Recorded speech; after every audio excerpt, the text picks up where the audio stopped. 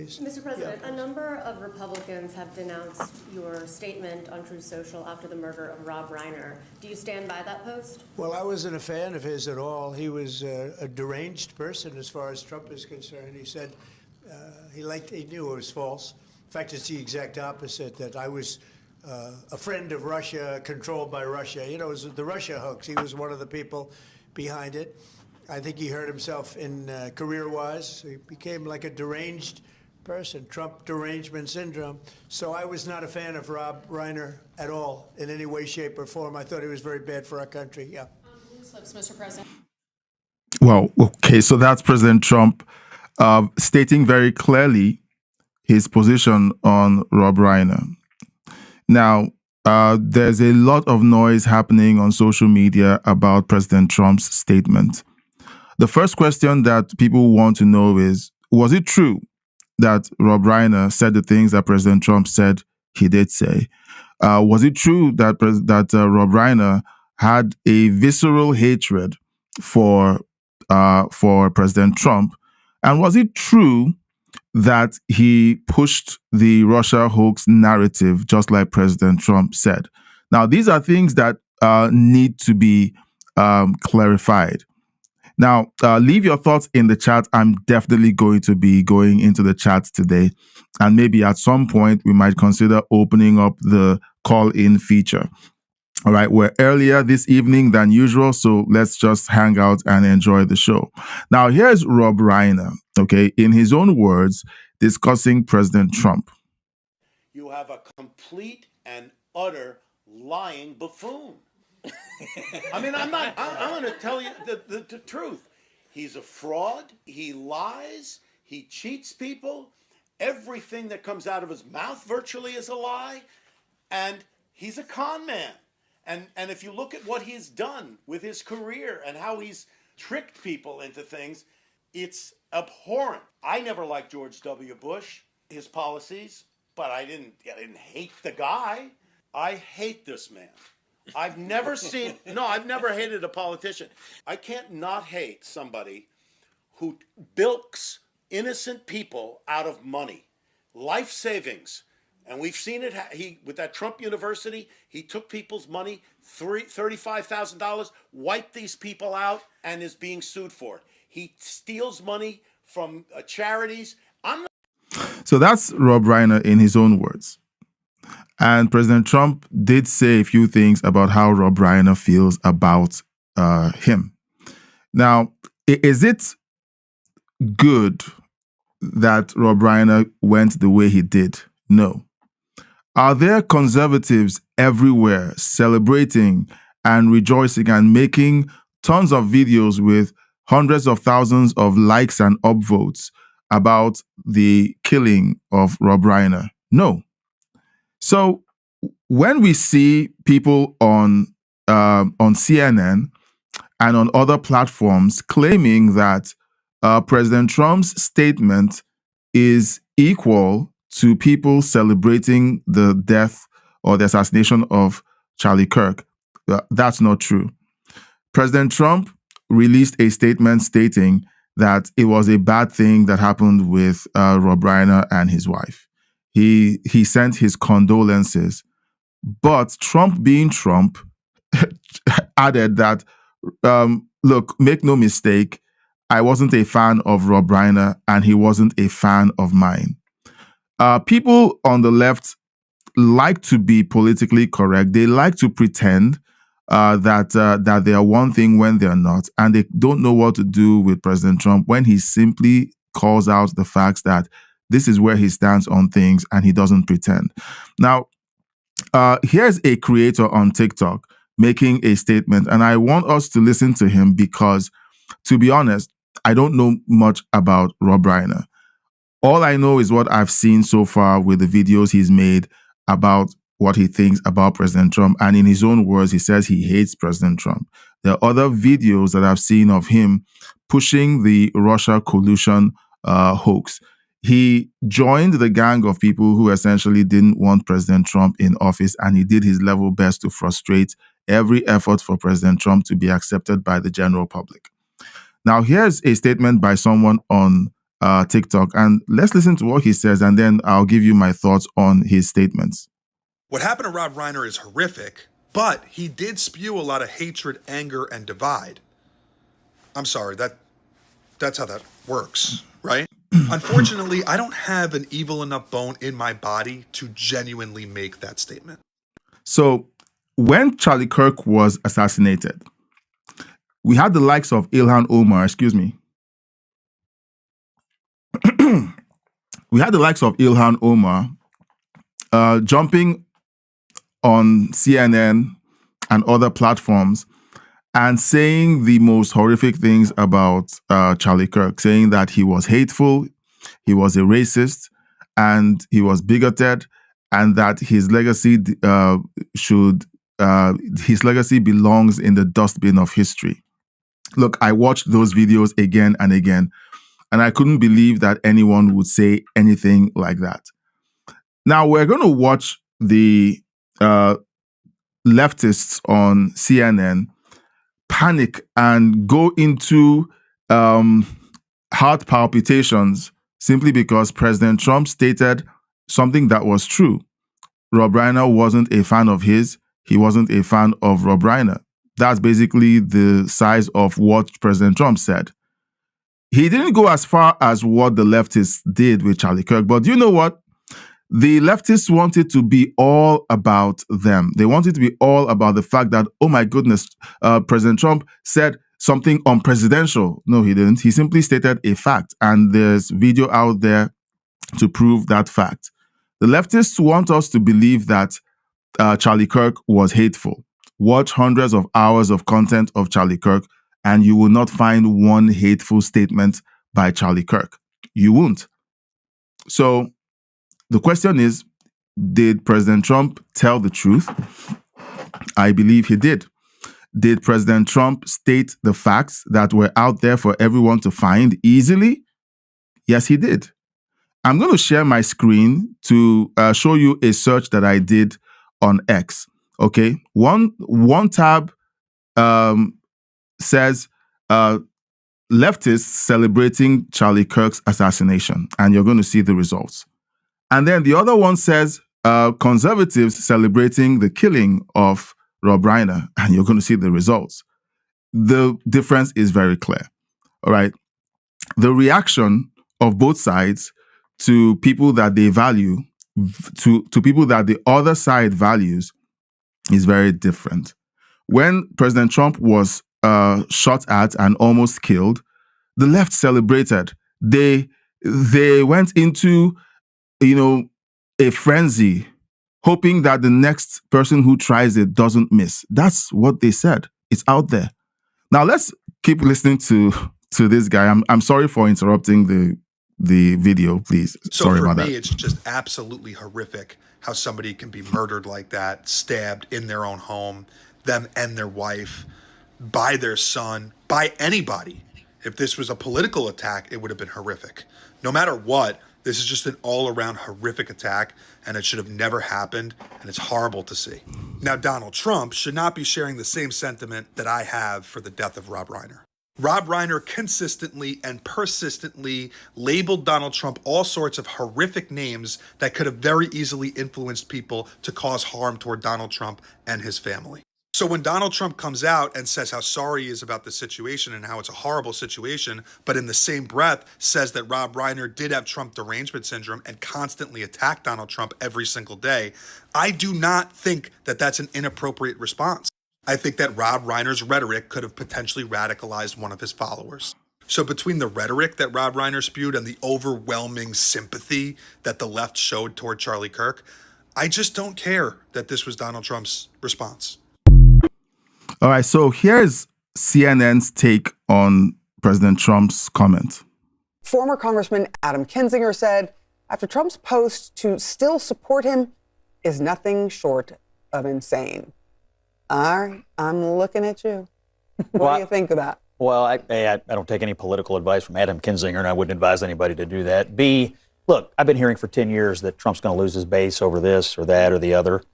And for millions upon millions of Republicans who support what he's doing, who have lived through the last 10 years, they have learned to take Donald Trump for who he is, all in, all the time. And they are very appreciative of what he's doing for the country. They like what he's done on taxes. They like what he's doing on immigration. They like that he lives up to his campaign promises.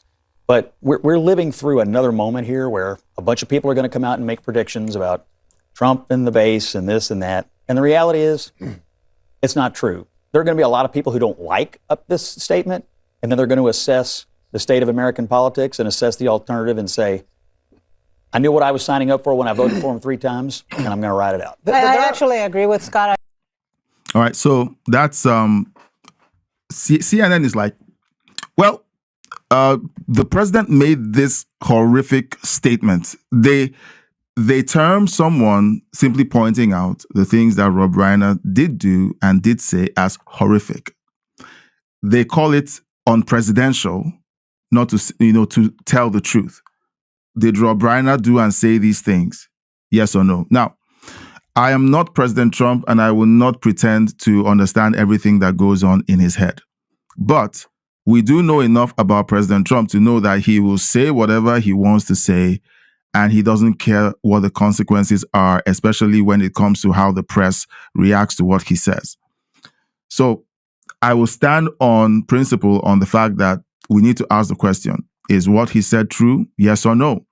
Is what Rob Reiner did something that President Trump should have reacted to? Yes, he should have. If, I always ask the question, if this was you, would you feel comfortable being treated the way President Trump has been treated for the last 15 years? Okay, that's a very simple question. Would you feel comfortable being treated the same way? Now, just to give you guys a reminder, because they try very hard to equate what President Trump said to what to the reaction of leftists when Charlie Kirk was assassinated. But I want to read President Trump's statement. I'm going to read it out loud, and let me just put it up on the screen so we can all read it together.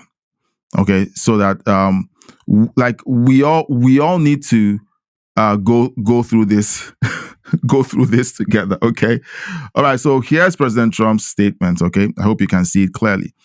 A very sad thing happened last night in Hollywood. Rob Reiner, a tortured and struggling but once very talented movie director and comedy star, has passed away together with his wife, Michelle, reportedly due to the anger he caused others through his massive, unyielding, and incurable affliction with a mind-crippling disease known as Trump derangement syndrome, sometimes referred to as TDS. He was known to have driven people crazy by his raging obsession of President Donald J. Trump, with his obvious paranoia reaching new heights as the Trump administration surpassed all goals and expectations of greatness, and with the golden age of America upon us, perhaps like never before. May Rob and Michelle rest in peace.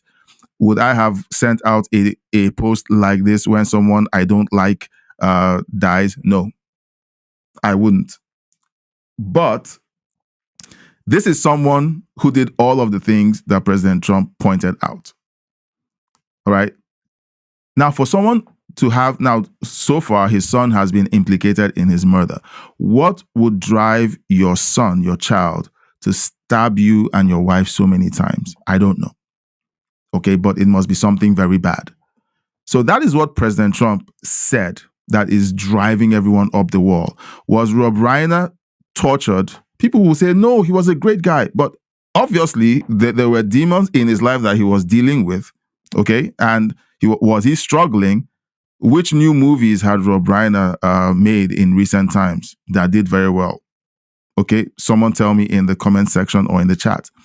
He was once very talented, and there are people who I watch who have made tributes to Rob Reiner because he did make great stuff. And you know what? You can celebrate the talent of a director or of an actor and still call out the fact that they were flawed in many ways, and you shouldn't be seen as evil. We learn from their mistakes and we celebrate their talent. That's the way the world works. But everything is politicized now. If you look crossways or crosswise at somebody that the left supports, you're being hateful. So that is what President Trump said that got everyone's, thoughts tongues wagging and everyone, flicking their finger, saying, that he was being hateful. Now, let's see what real hate looks like.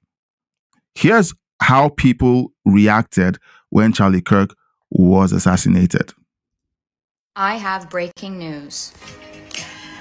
We think that Charlie Kirk just got shot in the neck. Hey, ooh, Did President Trump did Oh my that? God, guys, did you hear the world's finally do any started of that? to Did he heal? dance? Charlie Kirk was shot. Ooh. Charlie's dead. How nice. He Did said President Trump do that? Gun deaths are worth it to keep the Second Amendment. Alright. Bet, bitch. You're telling me I wake up from a nap and a cis white man shot and killed? Oh my God. Charlie Kirk got shot and he's dead. I bet. Yeah, so it goes on and on and on for over 4 minutes. Okay, so we're going to stop there now. President Trump didn't do that. We don't see conservatives doing that. No one is making videos mocking his family or mocking his death or saying more of this. We had people saying, let's do the kids next. Let's take out his wife. That happened with Charlie Kirk. Conservatives are mourning Rob Reiner, even though he said things about Trump voters that were really not so nice. And he said things about Trump that most of us like that weren't very nice. Okay? President Trump didn't say anything that he didn't believe was a lie or that he didn't believe was true. So I hope I said that right. So we're going to jump into the chat real briefly before we jump into the next series of stories. Okay? Now, Patricia says, Patricia, it's always good to have you in the chat. Hi, everyone. Been busy working. We'll be doing some work while I watch. It's always a pleasure having you in the chat. All right. Now, those of you who are watching, please send in your comments and the chat. We're going to have a conversation around this just for a bit before we move on to the next story. Okay. Now, Patricia says, I don't know about all Republicans' mindsets, but mine is that we all heard what Reiner said. It was plastered all over the news, and we disagreed with him and changed the channel. But do you know what? Did anyone wish him to be assassinated, to be offed? No one did. Did anybody wish him harm? No. You may not have liked the way he said things, but we don't believe in doing harm to people that we don't agree with. Okay? The incessant let's use the word passionate. I saw a video and it had the word passionate on it, when Rob Reiner was saying the things he said with his face almost turning red, and you could feel how he felt about President Trump in his words and saying how he hated President Trump. You could feel it. And we had a baptism of this for over 10 years. It was everywhere. Now, could Rob Reiner have been a victim of the mass psychosis that was being fed on mainstream media? It's possible. And you know what? That even makes it all the more painful that he was afflicted with that mass psychosis. Because do you know what? If you consistently hear things said about someone that aren't true, you eventually believe it. Tell a lie big enough, tell a big enough lie, and soon enough, people will believe it. Okay, so Patricia says, I dismissed Reiner as a political advisor. His thoughts became unimportant when it came to politics. I still watch his movies. Look, I love A Few Good Men. Like, these are his movies. A Few Good Men, The Princess Bride. Do you know what? Where is that book? I bought The Princess Bride for my daughter. So guys, we're not part of the crowd. I'm going to show it again. We're not part of the crowd. I loved this movie so much growing up. I watched it so many times. And then I found this book and I said to myself, my daughter would love this. My daughter has burnt through the Harry Potter series you can see on my shelf. And I said to myself, I said to myself, I'm going to get my daughter to read this beautiful story. I love The Princess Bride. Okay. So it's not about saying things that are true in order to be hateful. We need to get out of this quicksand that we found ourselves in over the last 15 years, where when you simply say something that is disagreeable to someone or about someone, say, look, he said this.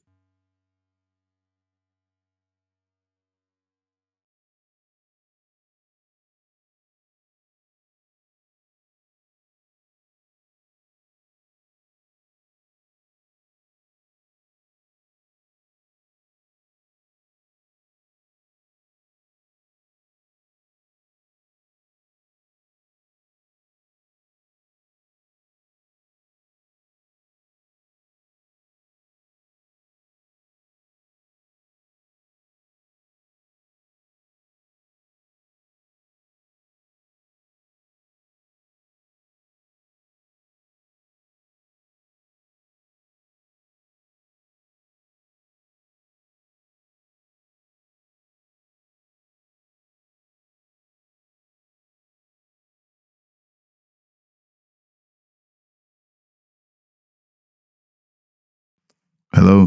Okay. Okay. So I don't know when I lost, when audio went off. Oh, goodness. All right. So sorry about that.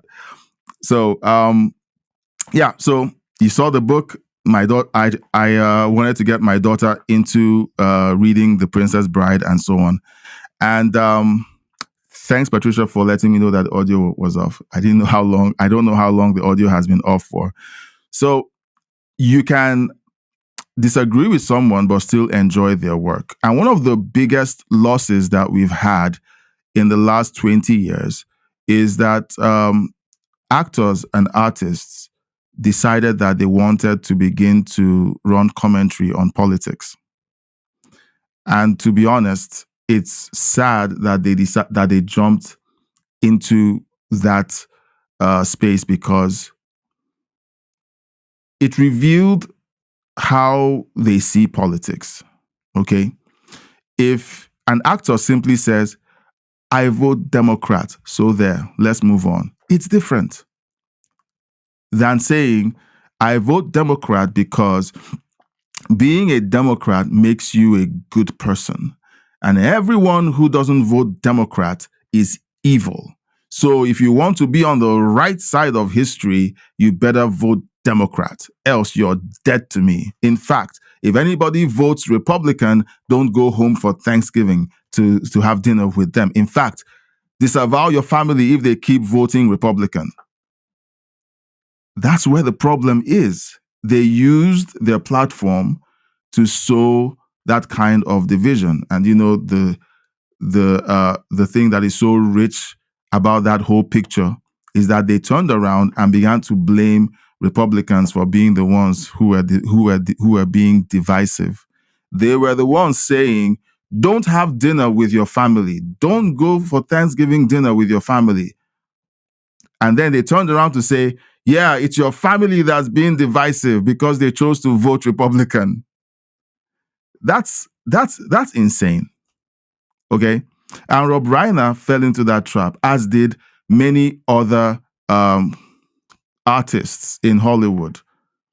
Look, I grew up on Hollywood. Okay. All of you know that I grew up in Africa. And some of you might be surprised or shocked at how much I know about North America. It's because I was essentially educated by Hollywood. Okay, you can call Sesame Street children's education, but all of those people there were actors. They were essentially Hollywood products. I was raised by Hollywood. And so to watch all of my heroes, all of the people who I saw giving me great entertainment, decide to lose their minds because someone they didn't like was in office, or a party that they didn't vote for was in office, was quite disappointing. And to see them say things that were so alarming, okay, was just crazy. So we don't hate Rob Reiner. I don't think this is an issue of hate. I think this is an issue of telling the truth and having a conversation around it. Okay. So Patricia says, now please continue to post your thoughts in the chat, and please answer the poll. Answer the poll that I put up. If you're watching for the first time and you're enjoying the content, please consider subscribing and hitting the bell icon. Hit the thumbs up button to say, I like this video, and then it tells YouTube, send this video to people just like me, and it will be helpful to our channel, to our growing channel.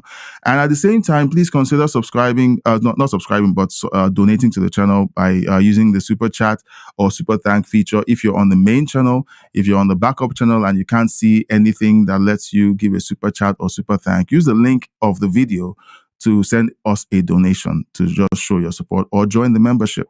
So all of that is available in the description of the video. I appreciate it so much. Let's go for it. Okay. Oh, did I read everything that Patricia says? I cannot take an entertainer seriously about politics when their job is to pretend to be someone they are not. I wish they would just stay entertainers. I wish the same thing too. Thank you for voting. I see you guys in the backup channel. Thank you. I'm going to celebrate people for doing something that I asked them to do. Thank you so much. Now, let me know in the chat. Do you miss those days when your actors were just actors? They didn't try to beat you over the head about who you voted for. I miss those times. I did a video today, and I think, has the video published yet? Let me check. I did a video today, and it was a callback to when Democrats sounded sane. I did a video, and yes, it's public now. And when we're done with the live stream, you can go back and watch that video. They talked like Trump does today. They talked like Trump does today. They talked about securing the border. I heard Hillary Clinton say, if you continue giving these health benefits to illegal immigrants, you're encouraging more of them to come. They said these things. It was amazing to hear. And I was like, why can't we go back to these times when common sense was being discussed in Congress? Today, they are talking about, defunding the police. Chicago is talking about how law enforcement is a sickness. Like, it's insane. I heard it and I was like, oh my goodness. Like, you watch the video and then you tell me in the comment section of that video if I sounded like I was becoming soft on Democrats. I love Democrats, okay? I don't hate them. I don't. I genuinely don't hate Democrats.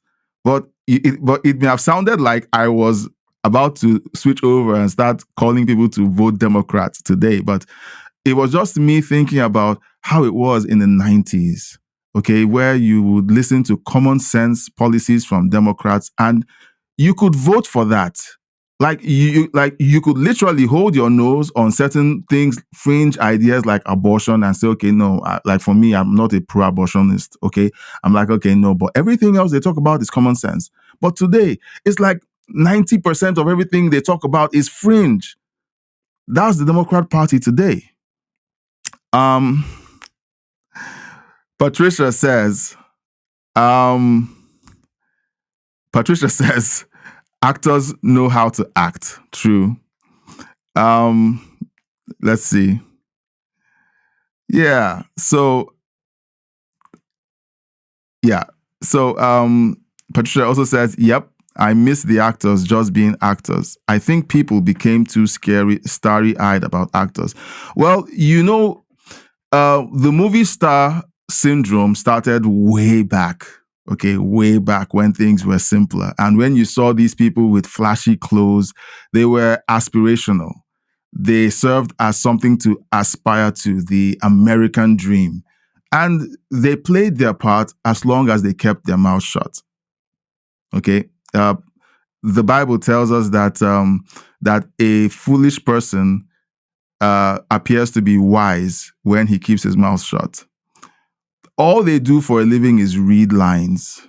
They read lines for a living, and it's what they do. Okay, it's what they do. So why would you decide that, it's okay? It's like what I do here. Okay.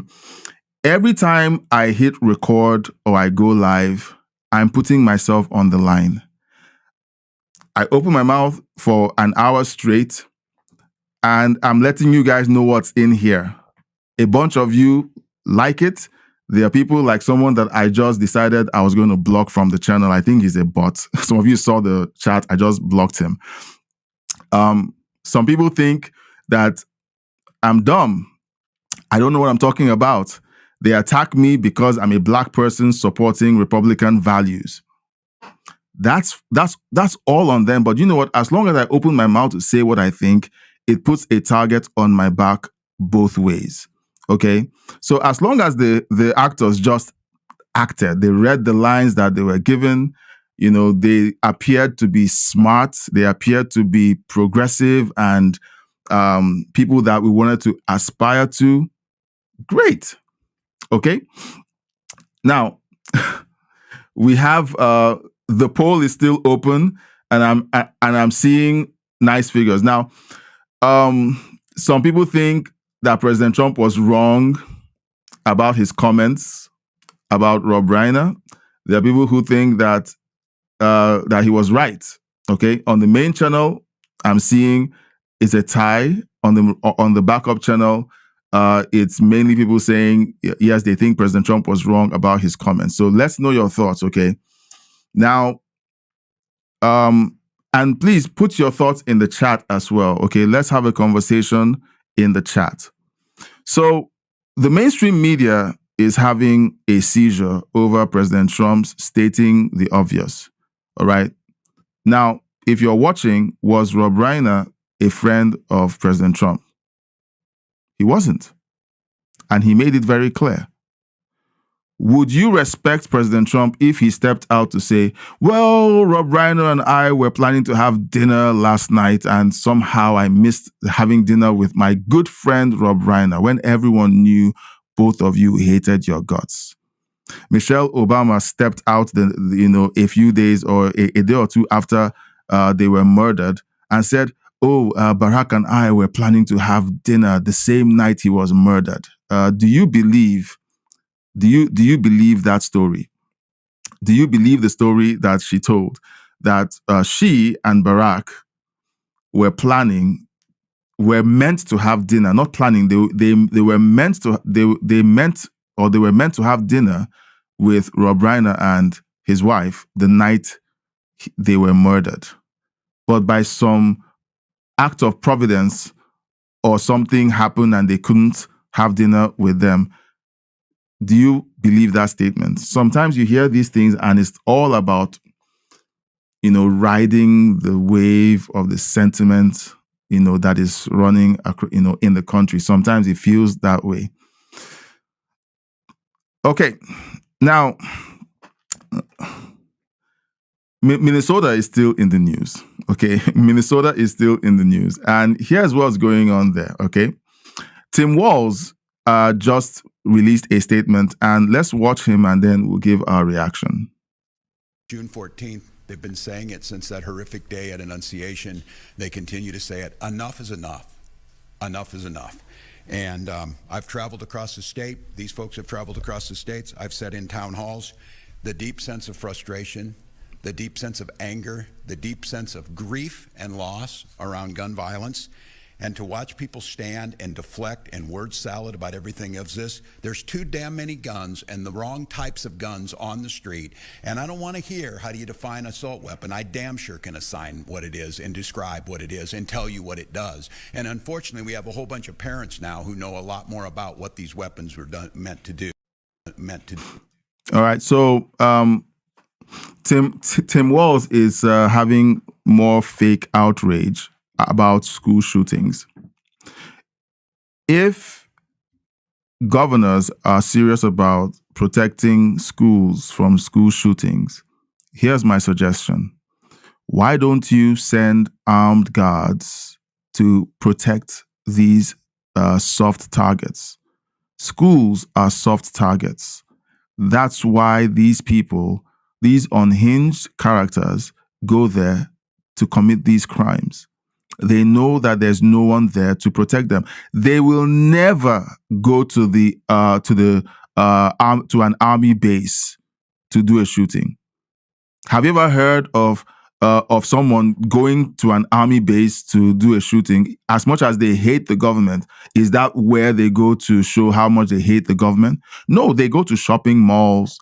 They go to schools. They go to places where they know no one is going to be able to defend against them adequately with equal or overwhelming force. That's the way these people think. Now, Tim Walz is screaming about more regulation and gun control. What baffles me about this conversation, and we're going to see more about it coming from Australia. What baffles me about this conversation is this. The response of these people, I'm trying to be very polite, these people to a shooting or a mass shooting is more disarmament. It makes no sense. People have been harmed by other people who figure out a way to get these guns, whether you have gun control or whatever it is you're trying to put in place to take guns away from people. The people who are desperate enough to get their hands on guns will get these guns illegally. And yet you're focusing on disarming the innocent, law-abiding citizens. That makes no sense to me. All right, so you're so focused on schools. Let me know in the chat if a better option is forget your screaming and mewling about, there are too many guns out there, and focus on protecting the vulnerable. Why are Democrats so obsessed with taking away your guns? As soon as the shooting happened in Brown University, I went live. Most of you saw the video. I have family there. The next words out of my mouth were not, we need gun control. Because I know that doesn't work. It didn't work in my home country. It hasn't worked in Europe. It didn't work in Australia. Australia has some of the strictest gun control laws on the books, and they celebrate it. Yet that happened. So while they come up with idiotic takes on gun control, why don't they sit down and have a reality check? Gun control or excessive gun laws don't work. Making sure that enough of the population who are sane and reasonable people are trained on how to use firearms so that whenever you have a deranged lunatic strolling down the hallways of a school, at least a teacher or two will be able to put them down before they harm the students. It's really that simple. Why is it that the sane people who can have these conversations aren't the ones having these conversations? Patricia says, assault is a verb, not a noun or pronoun. I would never take an AK into a war zone. You would not last long. Exactly. Yeah, they talk about, look, most of these people who talk about assault rifles don't know anything about guns. They don't. Okay, they don't. They use assault rifles as a trigger word. It's like Democrats have this thing where they have a booklet full of trigger words or trigger verbs that get people to stop thinking once they say these words. As soon as they say assault rifle, you say gun control. Assault rifle, gun control. That's basically what it is. As soon as they say assault rifle, they know that the people listening to them immediately start thinking to themselves, gun control. It's all brainwashing, in my opinion. People are brainwashed into thinking the solution for a safer society is disarm everybody. I don't know. It's, many of you have been watching the news longer than I have. Okay, but as long as I've been talking about the news and reacting, to news stories that are happening, it's just tiring. MSNBC decides that they are going to get all excited about the thought of applying the same gun controls that left Australians on a beach as sitting ducks, and they're like, why don't we have it here in America? Let's have a listen. Why not? Why aren't we going to fix it? They're trying to do something about it in Australia again. On the issue of guns, it only took hours after two gunmen opened fire on and killed Jews celebrating Hanukkah at the beach for Prime Minister Anthony Albanese to promise reforms. We are stronger than the cowards who did this. And I want to conclude finally by saying that the government is prepared to take whatever action is necessary. Included in that is the need for tougher gun laws. Politicians there quickly realizing that the strict gun laws the country enacted after a mass murder back in 1996 needed updating. So why aren't we addressing anything here? Why not? Because it's because there's this thing called the Second Amendment. Okay.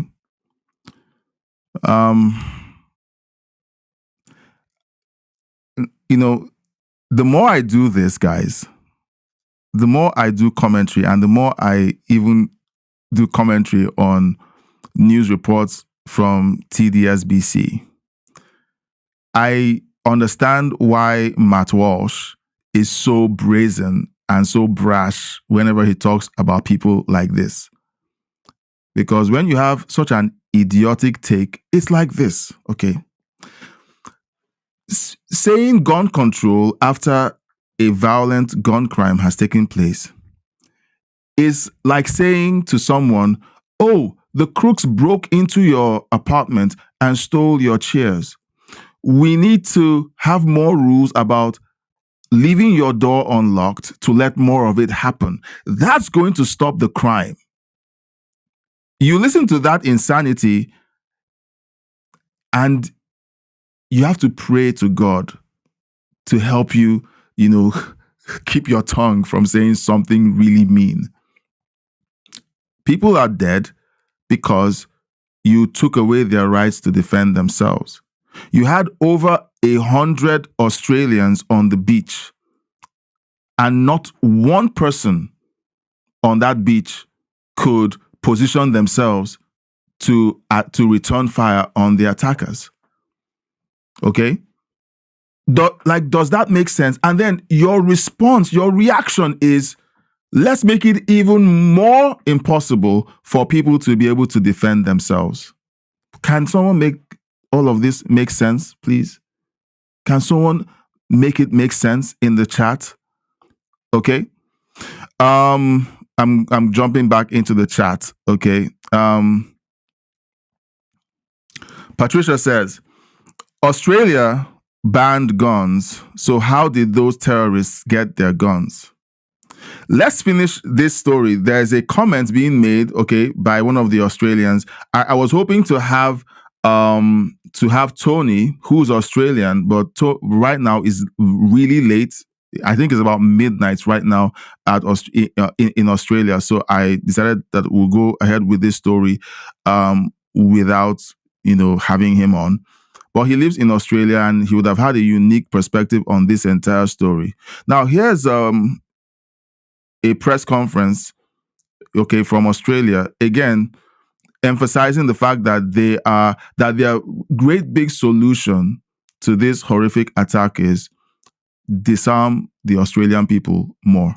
Our approach to this terrible crime in New South Wales is multifaceted, but I want to make it clear that our efforts to firstly work with the New South Wales Police on counter-terrorism efforts continue. Secondly, fighting anti-Semitism in our community, which will not be done in a week or a month, but is a long-term important project for the Government of New South Wales, working with civic leaders and the people of this state. Thirdly, gun law reform in New South Wales, with legislation brought into the New South Wales Parliament to make gun laws tougher in this state. I'm determined to bring in the toughest gun laws in Australia, and they'll be significant. Tougher than they already have it. So tough that Australia's gun control laws are some of the strictest in the world, and yet they want to make it tougher.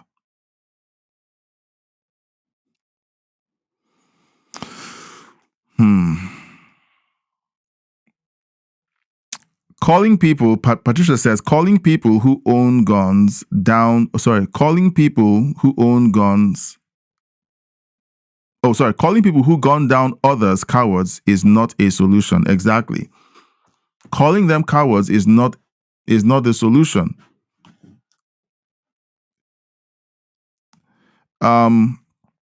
Patricia says, I think I heard the terrorists had legal guns. Yes. They had legal guns. And the father got a legal gun when his son was on a watch list.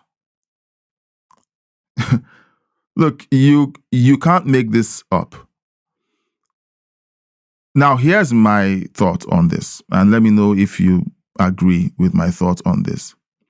Most left-leaning governments have been so focused on suppressing what they term right-wing voices and right-wing violence that they've allowed radicals and extremists to fly under the radar. They don't care about them as long as you're from a certain religion and your name, sounds like a Middle Eastern name. You get a free pass. But when you're someone who is seen as right wing, you're put under a microscope. You're the threat to democracy, according to Joe Biden. It's insane. Collective Consciousness, great to see you in the chat. Thanks for joining the live stream. It's great to see you. I've been meaning to see you on one of the live streams. You said actors are professional liars. Yes, they are. They are. I agree. Patricia says, exactly, collective consciousness. They are liars. Collective Consciousness says actors are soulless in order to be elevated to famous status. Professional liars. I don't mean to deviate, but I've been thinking about the trade. Let me call it a trade. The trade of being an actor. Actors do a great job, but you know what? I am concerned, and I'm saying this out of a genuine place of concern. I'm concerned that actors essentially have to break their personality to be able to do a good job. Any actor that really does a good job does some damage, if you will, to their personality because they have to become someone else. Okay? They call it stepping into what, okay, I forget and I don't want to go into that, but it's almost like becoming someone else. Stepping into the being in character. Yeah, being in character. That is essentially emptying yourself of your own personality and becoming someone else. And that is really damaging to your soul. Okay, so when collective consciousness says they are soulless, I think there is some truth to that. And that's not us talking down on actors. Okay, it's not us talking down on actors. It is simply stating a fact. Because when you have to pretend to be someone else and not break character, yes, Patricia, stepping into character. Thank you for pointing that out. When you step into character, you essentially become someone else. People believe that Heath Ledger stepped too far into his character as the Joker. And that is what caused him to break. Okay? So there are thoughts that was the character that destroyed him. There are other... Why is it that actors tend to have substance abuse in their life? There's some form of abuse or addiction going on because something literally has to break for them to become someone else. Okay, that is my theory. Okay, let me know your thoughts in the chat, but that's my theory. Collective Consciousness says, many actors are clones of actors from decades ago. That's why you see them glitch. They are soulless. Okay. Collective Consciousness, I don't mean this to be insulting. Oh, look, my dust Swiffer is over there. I didn't put it away. I don't mean this the wrong way, okay? But that's reaching, saying that they are clones. But you know what? There's so much happening, and collective consciousness, you're in good company, because we talk about these things on Saturday nights. We talk about conspiracy theories and thoughts like this. So you fit right in. Patricia, do you think we subconsciously attract people who think about things like this? I don't know. It just seems like it's happening regularly. Okay, it's happening too often that we have people that once we begin to dig deeper and talk with them, they find out that, okay, they're open to asking questions about things that aren't exactly about the news. Okay, so we have these unhinged statements by politicians diving straight into taking away your guns right after a tragedy. And I don't think that it is an accident. These things are done intentionally because it's important that you're defenseless. You don't have any means of defending yourself, so that you're more or less a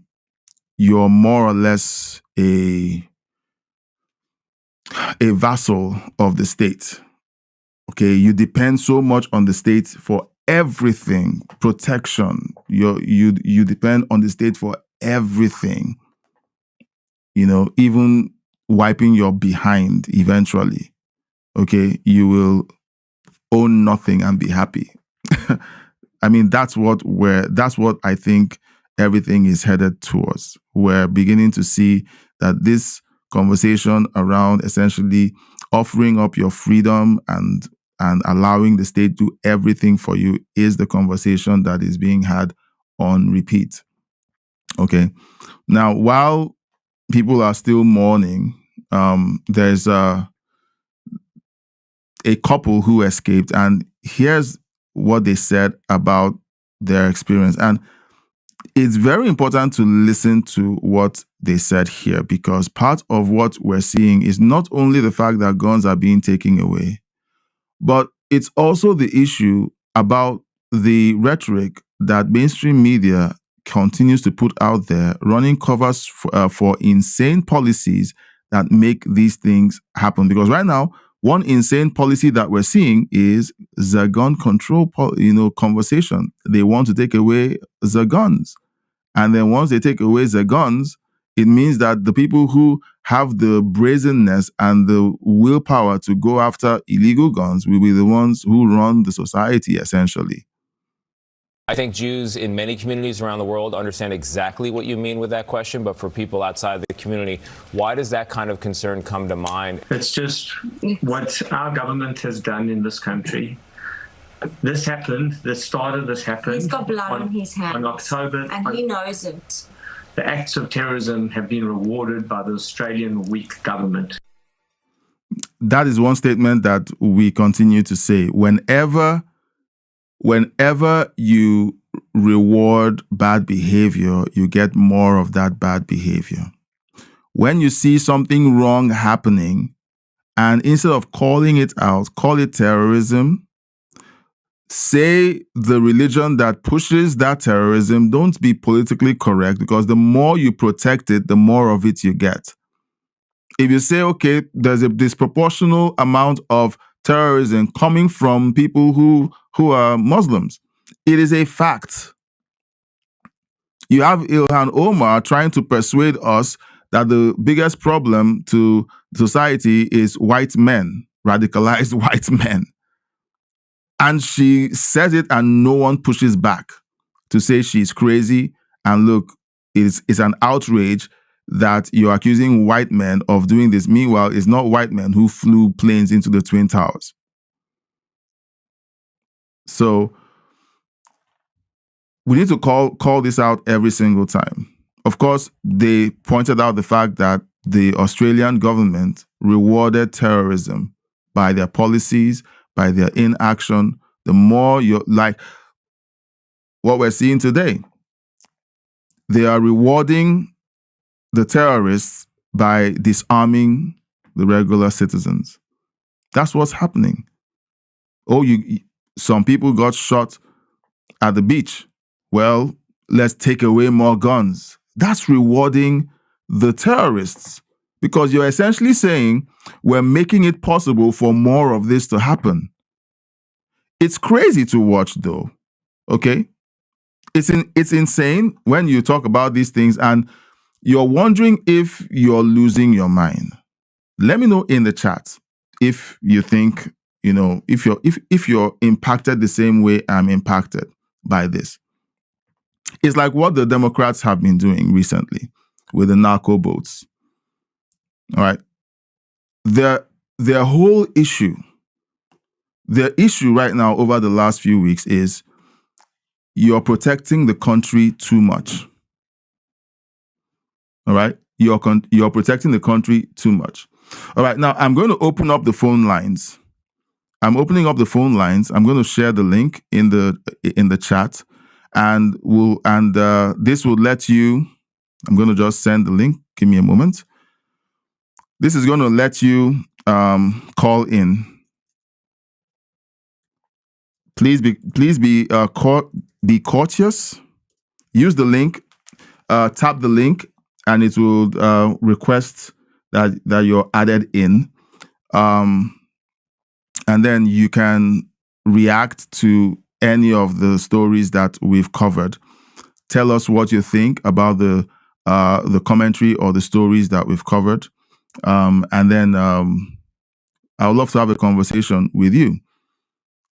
Because I think right now in the world, we need to have more conversation, not less. We need more conversation, not less. And so let me know by clicking on the link that you want to join the conversation. And then we can talk about these stories. We do have one more story that I would like us to look at while you guys are figuring out if you want to join the call-in. Okay, so here's Chuck Schumer. Chuck Schumer is essentially saying that Pete Hegseth and President Trump have something to hide, even though he has seen the things that he needs to see. But you know what? He comes out saying that such an atrocity has been committed on the innocent narco-terrorists who were bringing poison into the United States. Joining me today, and we had a deeply unsatisfying briefing this morning with Secretaries Rubio and Hegseth.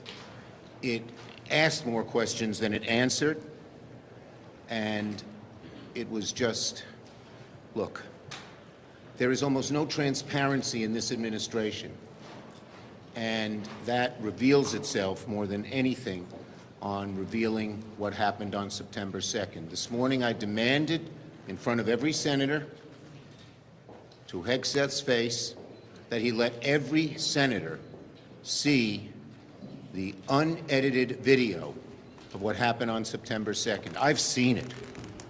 It turns your stomach. It is awful, and people should see it. What the hell is Hegseth hiding? His excuse about classification, it's false, because any senator would see it in the SCIF.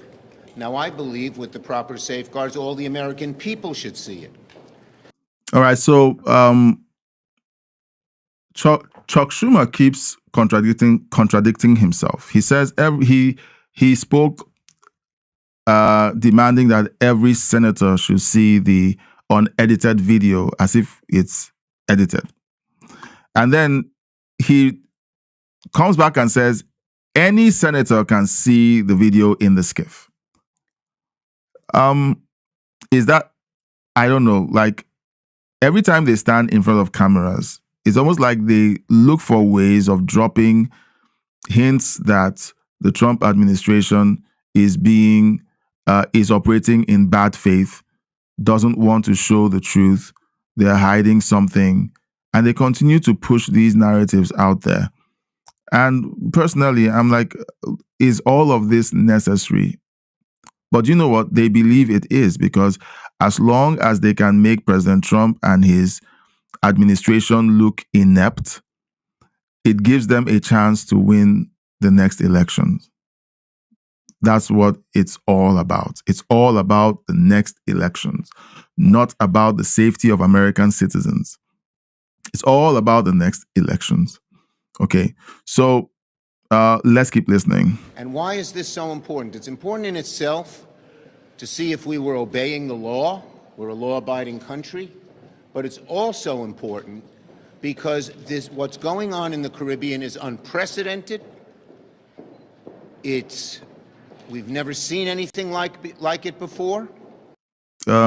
You have over 100,000 Americans, 200,000 as at the last statement that the White House released, that died in a year based on fentanyl overdose.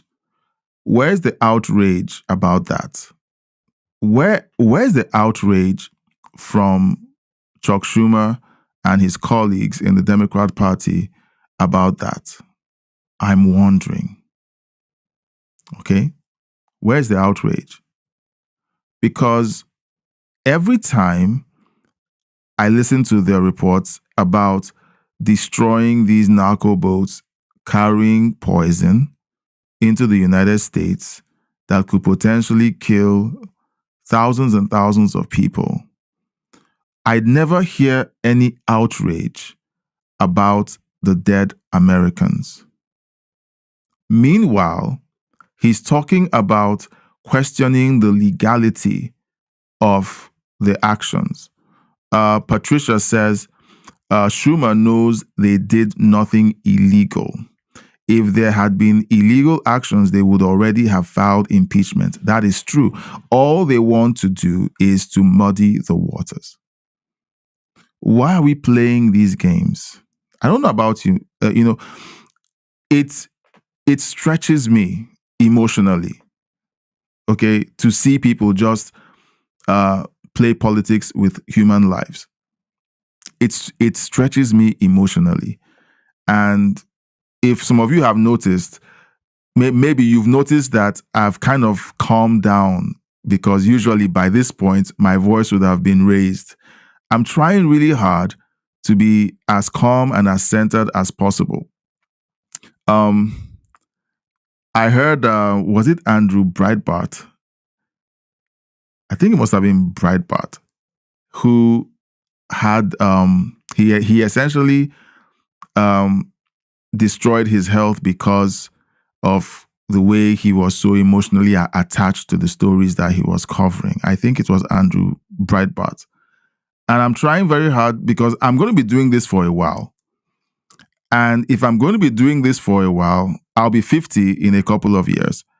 If I'm going to be doing this for a while, I better figure out how to manage my passion and emotions while I'm talking about things that are so emotionally draining, like seeing soulless people essentially prefer to defend people who are bringing poison that will destroy American lives than defending the people who are the victims. They want to protect the narco-terrorists. As far as Chuck Schumer is concerned, it is more heart-wrenching to watch justice being carried out in the case of these narco-terrorists bringing illegal fentanyl-laced cocaine, cocaine is illegal, into the United States, than having American citizens protected. It's really that simple. Okay, so let's see. as far as I'm concerned, okay, Patricia is correct.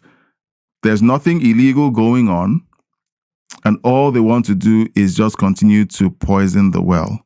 They want people to believe that something illegal is going on. Remember, when they released the video to the armed forces saying you guys can disobey illegal orders, what was it that they were essentially doing? They were laying the groundwork for all of these statements that question the legality of orders that have been issued by the President of the United States.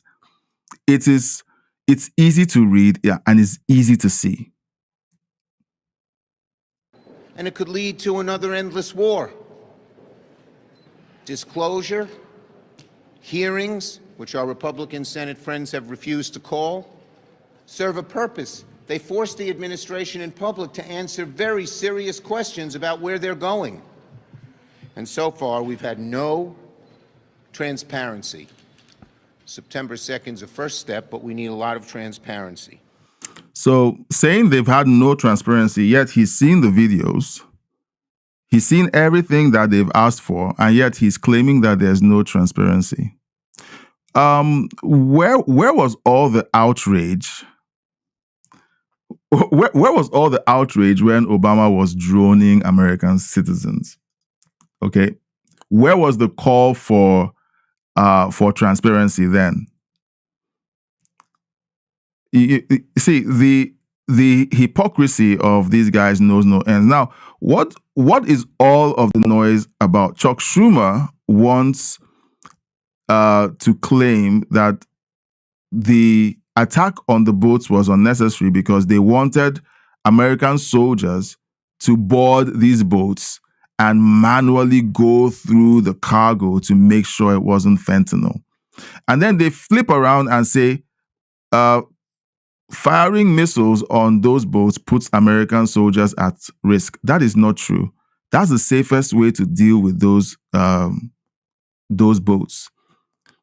If you send in soldiers to board these boats, you risk a firefight, you risk American casualties. It's more expensive and riskier to do that, but that's what these senators are claiming that they want. They want American soldiers to have boots on these hostile boats, and essentially, you have the tendencies of casualties coming in on the American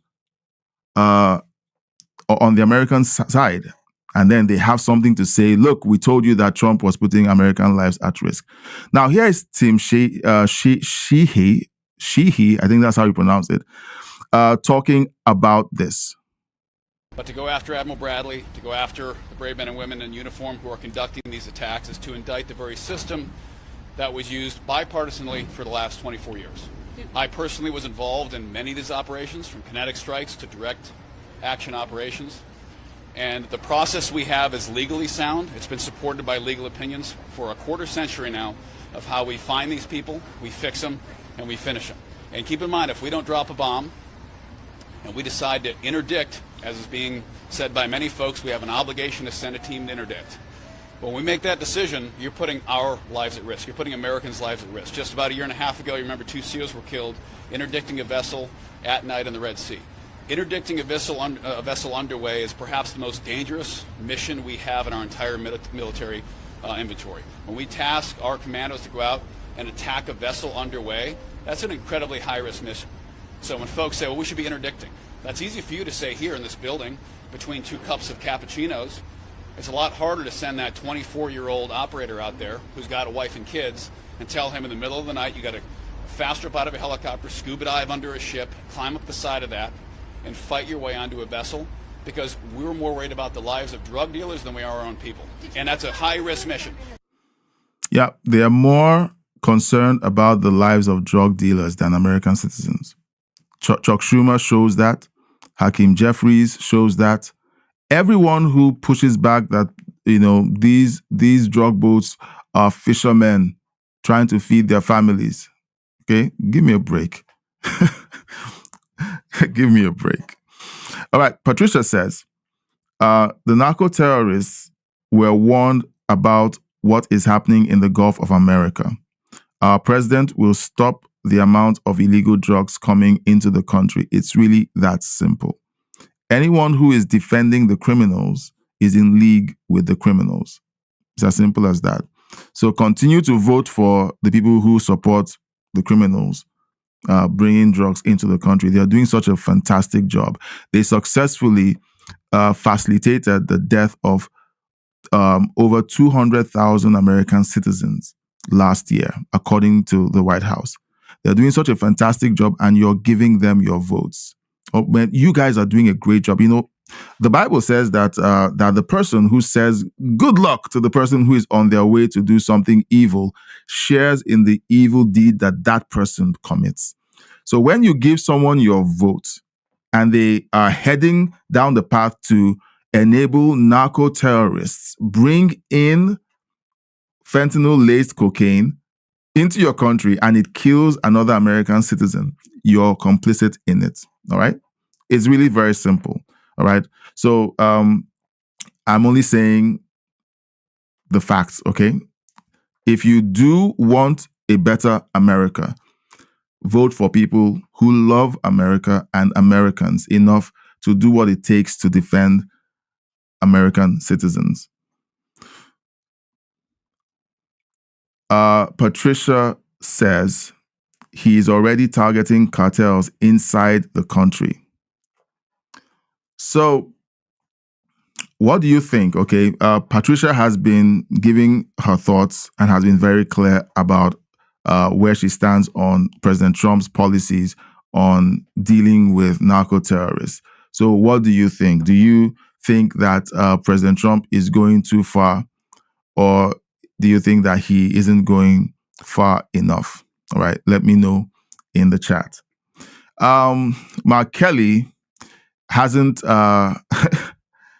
Look, Mark Kelly is making sure that this conversation around the seditious six keeps going. And here he is releasing yet another video crying about something President Trump said weeks ago. First of all, he says that he made the video because of a statement President Trump made during his 2016 election campaign. That's why he said he made the video. Trump said something 11 years ago. So I'm so traumatized, 9 years ago, and I'm so traumatized by what he said that I'm going to release a video that will call into question whether what I just did was seditious. Oh, and I have a good reason, something Trump said in 2016. And here he is yet again, he's making sure that his face is out there and that this conversation doesn't go away. It wasn't enough for Donald Trump to say I should be hanged, which prompted death threats against me and my family. It wasn't enough for Pete Hegseth. I'm sorry. Whenever, I think we should start calling for evidence. Whenever these people say, oh, there were death threats, we need to see the evidence. Just like Tim Wall said that someone drove by his house at 2 a.m. and called him a retard. We're still waiting on the evidence. We want the evidence. We need to support you, Tim Walls. We need to be as outraged as you are.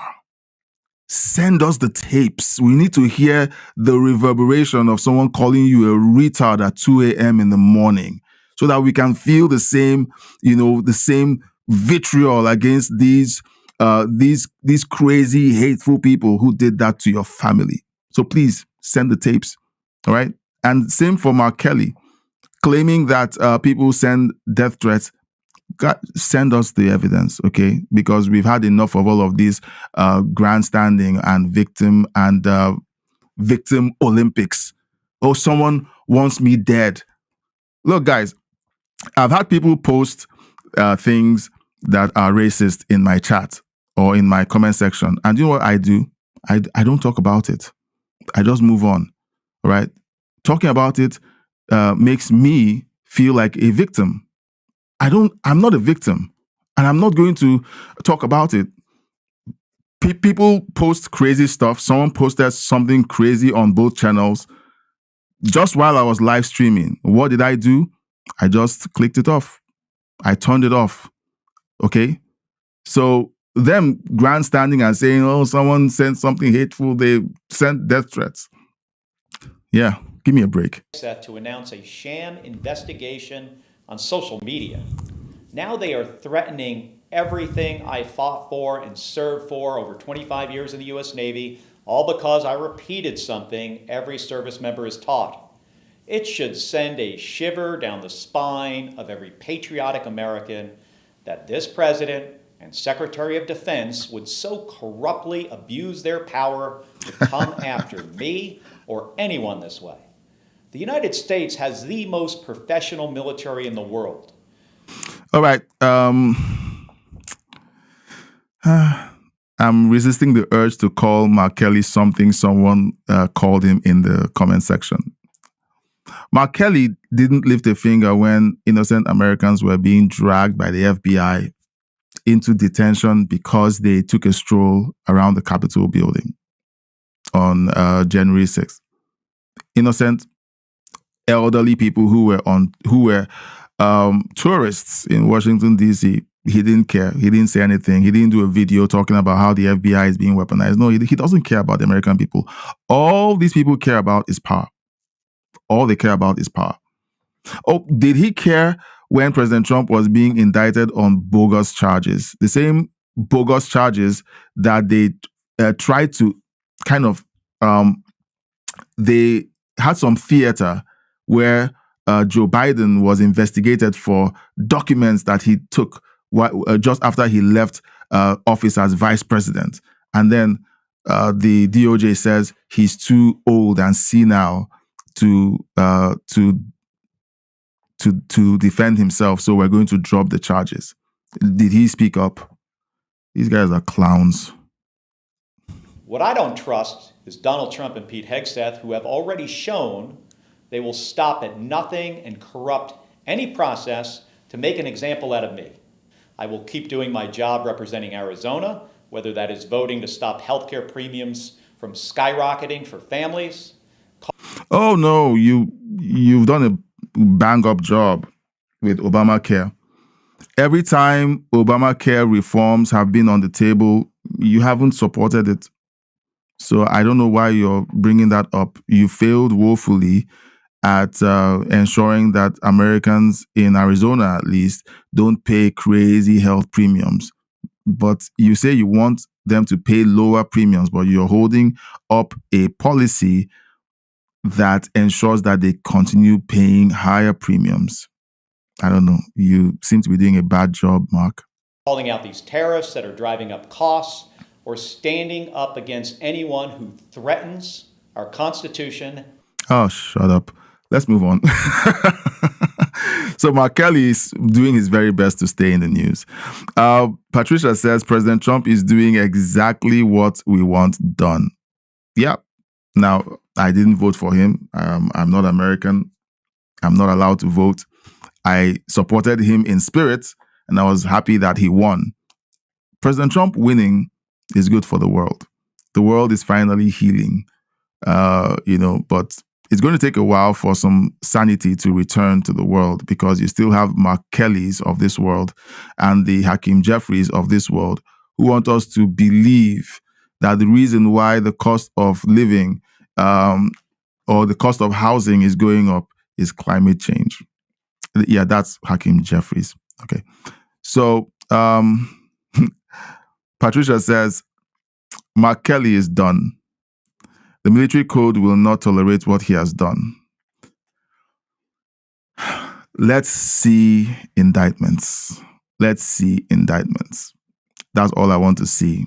And let's see prosecutions and people in handcuffs. I really want to see that. Once we see that happening, then we know that we're on track to stop this insanity from moving forward. But I don't think the GOP has the stomach for it. Sad to say, but I think they don't have the stomach for it. Patricia says, President Trump mentioned treason. Treason has a concrete set of actions when you are found guilty of it. Kelly tried to destroy the chain of command. That is what he tried to do. We called it out. We said, this is what's going on. And we were very clear that that this is the law This is military law, and you don't do things like this. He's trying to appeal to the general public. He's trying to appeal to the masses. And I think that's why Mark Kelly has been in the press and on camera so much over the last couple of weeks. He's trying to appeal to the general population of civilians so that when those charges come down, it will appear like, oh, the tyrant Trump is trying to arrest me for doing nothing. Okay? And Trump can't do everything. The DOJ can't do everything. Fox News, as big as they are, can't do everything. Conversations like this have to happen among the citizenry. People have to exchange ideas among the citizenry to say what is right and what is wrong. Because too many people depend on TDSBC, CNN, ABC, CBS, CNBC. They all depend on these outlets to think for them. So they don't even know what to think anymore. So conversations have to happen among citizens to understand what exactly is happening. Patricia says, have the other 5 left Kelly flapping in the wind by himself? They have been very quiet since it was mentioned that court-martial can be activated. They've been having very muted conversations. Mark Kelly is the one being very vocal about it because his court-martial is very real. The others have been very muted. They've been saying things ranging from, oh, we were only talking about the bombing of the narco boats and nothing else. We didn't mean to imply that the military should stage a coup. Okay, they've been trying to backtrack a little, but still stay relevant to the conversation. It's interesting to watch. Good call for him to shut up. Thank you, Patricia. I'm glad you backed my play. I wonder, look, Collective Consciousness said something about actors. And you know what? I tend to agree with him that, them being soulless is a huge factor. Sitting and talking about the news can be very tiring and very soul-sucking because we're talking about things that many times we may not have the ability to change. I feel frustrated whenever I talk about these things. And I even feel more frustrated because I'm talking about something happening in a different country and I have no power to vote or do anything. But the only reason that I keep doing it is because I know that the conversation is important. And whatever happens in the United States eventually will reach me where I live. Okay, so it reached me when I lived in Nigeria, when Obama decided that it was for our own good in Nigeria not to have great universities, not to have better economic standards, and ensuring that security in our country was beefed up so that people could have great lives and businesses. That wasn't what was good for us in Nigeria. What Obama felt was good for us in Nigeria was gay marriage. I'm not a homophobe. People have been homosexual for decades. I even think I have been, I have met homosexuals since I was a child in Nigeria. I've had people who were homosexual, talk to me, and I didn't know they were homosexual, but looking back, it was like, I guess that person was homosexual. And all of that has been happening for decades. But it wasn't shoved down your throat because you needed to be progressive and compassionate by acknowledging that this person's way of life was okay in your books. It's like me stepping out in public and screaming to the 4 corners of the city that I am attracted to women. Okay, that's how obnoxious it is for people to believe that in order for people who choose a certain lifestyle to be accepted, they have to stand in front of all of us and come out of the closet, if you will, to let us know what they do in private and stick it in our faces. And then watch for micro expressions to see if we are phobic to their private lifestyle. Okay. So Obama decided that he wanted to take a tour of Africa and force all of Africa to endorse gay marriage, not improve our economy, not improve education, not improve security. No, he wanted more people who had fringe lifestyles to be brought into the mainstream and to enforce it on everybody else. He wanted the 1% or even the 0.5% to be acknowledged by the 99.5%. So whenever I say this is important to talk about, it is important, and not for the reasons why some people think it is important. It is important because whenever you have a Joe Biden, leave an open border and allow millions of people cross over into the United States and potentially shift the voting bloc far further left to the point where in 15 to 20 years, you have a uniparty that only votes Democrat. And the Democrats are filled with people who essentially do not want anything good for America or for Western civilization. And you want them to control the greatest military power on the planet. It's bad for everybody else. Obama essentially spat in the eye of Nigeria and said, well, if you don't accept gay marriage, we're going to pull our resources from you and we're going to let Boko Haram do whatever they like in northern Nigeria. Obama is the reason why Nigeria is the way it is today. So when I talk about things like this, it is because I know how far-reaching the influence of America's success or failure can be.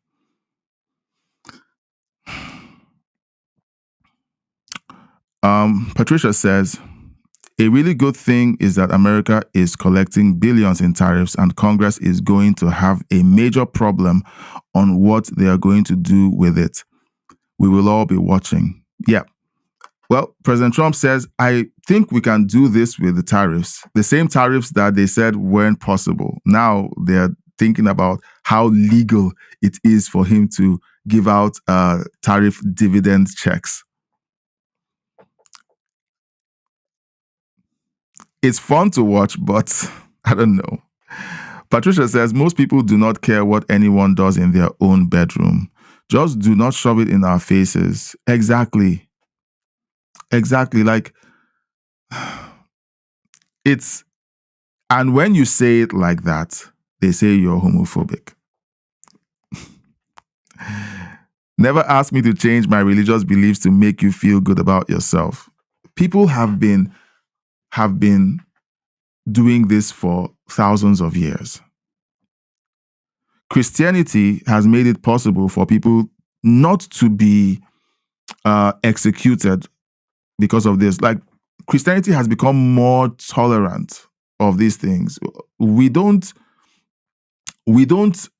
recommend any physical punishment on anyone who does these things, contrary to what has happened throughout history. History has had incidents where people who are, homosexual have been treated certain ways. But that was never the teaching of the Bible. Okay, the teaching of the Bible when it comes to the New Testament essentially says, if anyone chooses to live this way, okay, as a Christian, you can't have that person as a member of the church. It's really that simple, because this is not what God wants for their lives. And if they choose that way, it means they're rebelling against God. They choose to go that way. The church never says, okay, either stone them or inject them with chemicals that essentially neuter them or any of those things. No, it just says don't have anything to do with them because this is the church. Okay. Society, on the other hand, can choose however it deems fit to handle cases like that. Now, America being a Christian society, okay, that has essentially grown based on Christian values from everything that I have come to understand, has allowed for these lifestyles to go without any corporal punishment so far in the modern era. But with them being allowed to thrive, they've decided that they want to shove these things in our faces. And it's like, you can have you have the choice to do these things. But I should also have the choice not to want to be involved by seeing or knowing what you're doing in your bedroom. But these days, they don't do it in the bedrooms anymore. They do it on the street during their parades. And they try to get all of us to participate with our eyes. And if we choose not to, we are bigots and we're hateful. So we live in strange times, my friends, strange times. And in order for us to have a sane society, we have to confront these things and have some very pointed conversations and say, look, we don't want this in our homes. We don't want this in our societies. We don't want this on our TV screens, Netflix. Okay, so I think it's only common sense. Only common sense. All right. So let's see. We have a couple of stories to go. So MSNBC is trying to convince us that the terror plot that was recently foiled by the FBI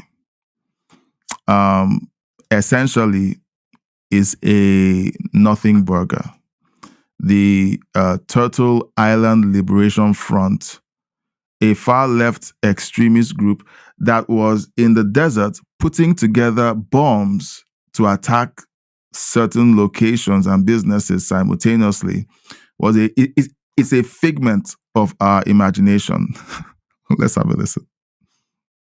So there's 4 individuals that they've arrested, and they say they're sort of part of far-left organizations that are against capitalism. And then there's not many more other details about sort of how far along these plots got. I think it'll be very important to see what the actual charging documents are. And it's not a group that has a large presence online. That could be because they don't want to have a large presence.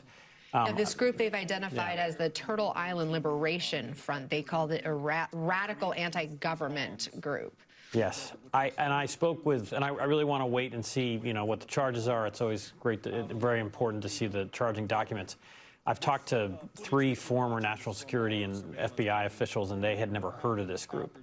So it could be very dangerous because they've kept such a low profile, but it's not a group that has come across law enforcement radar in the past. How often does that happen? A plot of this magnitude coming from a group that isn't necessarily on the forefront of a lot of law enforcement's radars. It's unusual. I mean, it's possible. People radicalize online from different extreme. ISIS radicalized people online is very well known to people. So this could be a left-leaning group that's somehow radicalized online. We just really need to see more of the charges themselves, learn more about the backgrounds of each of these 4 people. It sounds like they were arrested as they were trying to maybe prepare these devices. Again, it was unclear about the timing and all of that. So we just need to get, I think, much more detail before we can judge the danger here. All right, so they are very cagey about coming out to say these people are really dangerous. They're just being cagey about the entire thing. It's clear that there's drone footage that shows that they were assembling bombs. It's very clear that these people have gained some mileage in order to be able to put these kinds of resources together. Let's not beat about the bush. These people are dangerous. And if there's one, there must be others. So I'm sure the FBI is running more investigations, and hopefully they haven't gotten to critical mass to become a real problem like Antifa and other outfits have become today. When Antifa started, it was just these very annoying people in black bloc running around breaking things and attacking people and disrupting protests. Now they are essentially a legitimate terrorist organization that is that has gone international.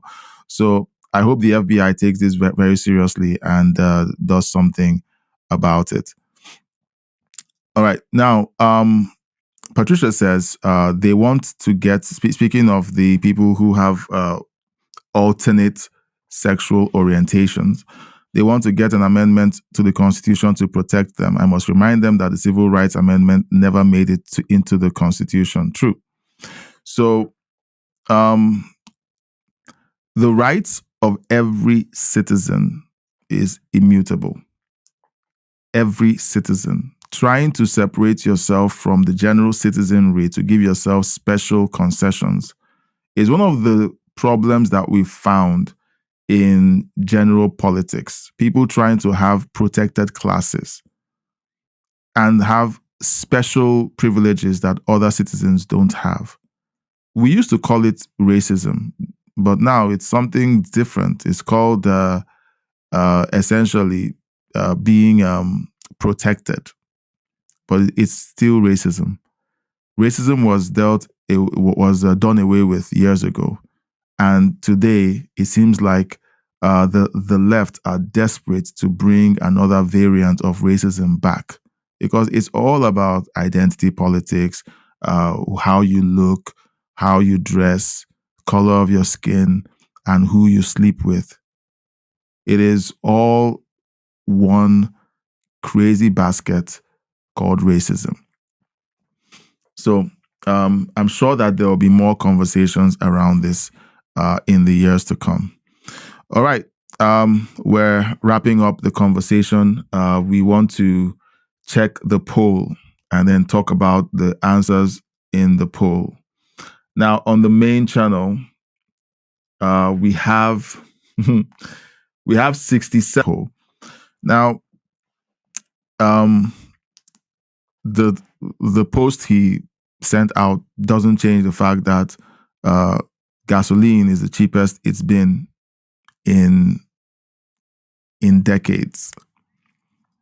And the economy is healing faster and faster. And Americans are going to have great grocery prices.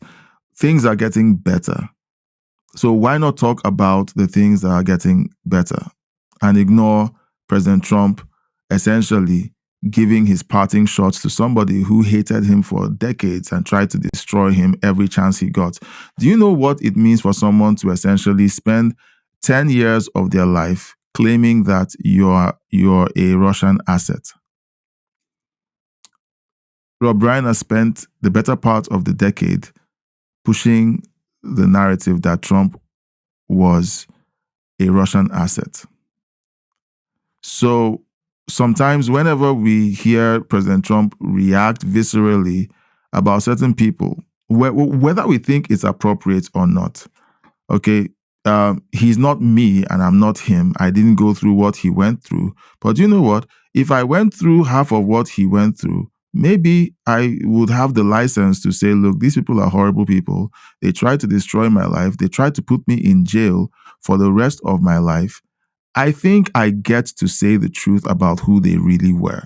It's like, they always throw the H word around, whenever it comes to Trump. Oh, he's Hitler. Okay. Did anybody have kind words to say about Hitler when he was found dead? Did anybody give a tribute to say, oh, I know he started the World War, he decimated over 6 million Jews, but, he was a nice guy. I mean, I believe that the mainstream media of today may have tone policed Roosevelt for talking about Hitler like that. They would have tone policed him and said, look, you're being hateful about somebody who did all of these horrific things. Say, okay, so here's Hitler. Here's all the bad things he did. It's bad that he went the way he did, but he did all these bad things and he was essentially a horrible human being. Okay, fine. So President Trump, I guess, has cause to point out how badly he was treated by Rob Reiner. And I don't think he wants to be a hypocrite about it. A hypocrite is someone who pretends. Okay, he has a mask on. That's where the root word hypocrite comes from. Someone who pretends to be something he is not. President Trump isn't pretending. He calls out people. He says how he feels about people.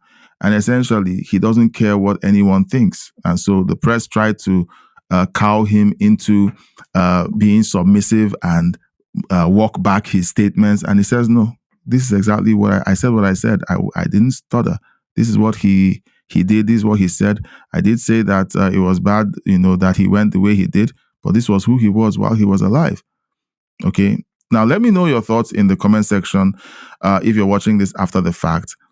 Please consider liking the video, sharing the video, hit the thumbs up icon to like the video, share the video, subscribe if you've watched this far. I consider you a super fan. Consider subscribing and hitting the bell icon so that you'll be notified whenever new videos are released from my channel. Also, if you want to support the channel financially, consider leaving a super chat or a super thank when you leave a comment. And we also have a membership running on the main channel. So if you want to join the membership, if you're on the main channel, there's a button on the screen that shows you that you can join the membership. If you are on the backup channel and you want to join the membership, the link is in the description of this live stream video. Thank you so much for being a part of it, Patricia. Thank you so much. As always, you've provided great commentary, with your comments and your reaction. Collective Consciousness, thank you so much. Finally, you get to join us during a live stream. And I'm so glad that we were able to have you on and your comments were spot on. For everyone who's lurking and watching and simply ducking in and out, thank you for watching. I do appreciate that you took the time to watch the content. For those of you who left comments that I had to block or delete, don't do that again. It's rude to come into someone's house and shit in the living room. So you need to learn how to behave yourself. You guys came from homes, okay? Didn't your mom teach you how to behave when you visit someone else's house? You don't just go out there and blurt stuff that makes no sense. There's a conversation happening and you're supposed to join in the conversation. If you don't like what we're saying, leave. You don't have to pull down your britches and take a dump in the middle of the conversation. So if you feel like you have a right to do that because it is social media and it is free speech, yeah, you do have free speech, and I have the freedom to kick you out of my live stream if I choose to. So please behave yourself and learn how to behave in public. All right. Patricia says, 3i Atlas is getting crazy posts made about it. I got the videos that you sent. And to be honest, we're going to talk about it. Okay? We're going to talk about it because I don't know. We're going to talk about it. This Friday, we're going to dive into it and unpack it. All right? Now, one of the things that we decided to do is to make our Fridays the days when we talk about some of the news that isn't exactly new politics. This is where we talk about science. This is where we talk about aliens, alien technology, ancient civilizations. We do that on Fridays. And it's a growing segment of our channel. And we're trying to have conversations around it that is decent and is well-rounded and comes with facts. So Patricia and a few of us have been talking about how to make these things happen. And do you know what? You're invited to be a part of the conversation. If you feel like there's more to be said about things like this and you feel like contributing to it, use the email address on the screen, crossroadsirl@gmail.com, and send us ideas. There's the 3i Atlas situation that we've been looking at. And we're going to be talking about it again this Friday. So please be a part of the community. We enjoy welcoming new people who actually have a good head on their shoulders and are willing to have good faith conversations. So I'm looking forward to seeing you on Friday. I'm looking forward to having you as a part of the conversation. I'm looking forward to the growth of this channel. All right. Now, this is the part of the live stream I tend to enjoy. So we're going to take a couple of minutes to just do this. there are many people right now on YouTube. I can't get my eyes off this Swiffer. I need to get rid of it. Okay, so guys, this is my duster. I need to get rid of it. I'm a perfectionist, so whenever I see stuff like that, it tends to just kind of catch my eye occasionally, and I did my best to ignore it for the whole live stream until now. So a lot has been happening with YouTube, many changes on YouTube, and a lot of things that can't be ignored. I've been watching creators who talk about how their channels aren't doing so well, and for me, I would want to work harder on my content. I had someone jump in who said something disparaging about my content. I don't care. I have people who like the content that I present, and they treasure the earnestness with which I present the content, and they want to be supportive, and they want to be as supportive as they can be. Okay, sorry. I like engaging in the chat. So guys, so this is not exactly a Swiffer, not yet. Okay. I bought this shortly after I arrived in Canada, and we moved. This was in 2022. I think I got this from a dollar store or something. And I've had it since then. I've seen the Swiffer product at Walmart, but I've never gotten around to buying one. So maybe when the channel starts making more money, I might buy a Swiffer. So I've owned this for 3 years now, and it's been great. I mean, I throw it in the washing machine and get it washed, and I clean it up and all that. But eventually, I will get a proper Swiffer.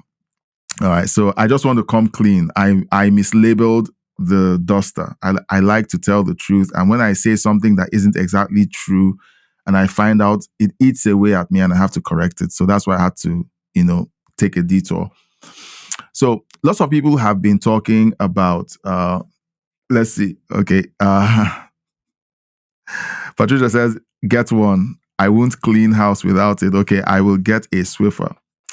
I'm going to challenge myself. I want this channel to make, when this channel makes $5,000 in a month, then I'll get a Swiffer. The day you see a Swiffer, you know the channel made $5,000. I think that's going to be a landmark. So guys, so remind me, okay, if you don't see a Swiffer, yeah, mine is washable. Yeah, mine is washable. So you can pull this out. Oops, sorry. You can pull this out and then throw it into the wash it, and then you put it back on. Yeah, so it's really nifty. I use it now. I originally used it for dusting things around the house. Then I recently pulled it into this room to use to dust the screens and my laptop and everything. I have 1, 2, 3, 4 screens, and sometimes you see all the dust, and I have a degree of is it ADD or OCD? I just need things to be clean. Okay, I try. I'm not the cleanest person around, but I try to make sure that if I see anything dusty around me, I need to clean it. So I brought this in, and it lives in this room now. Yeah, so yes, it is washable. So YouTube has made changes. And one of the things that has been happening with many of my videos is that I keep seeing YouTube saying that there's limited monetization or limited reach on this video or the other. And then when I challenge it, YouTube tends to reverse course and release the videos.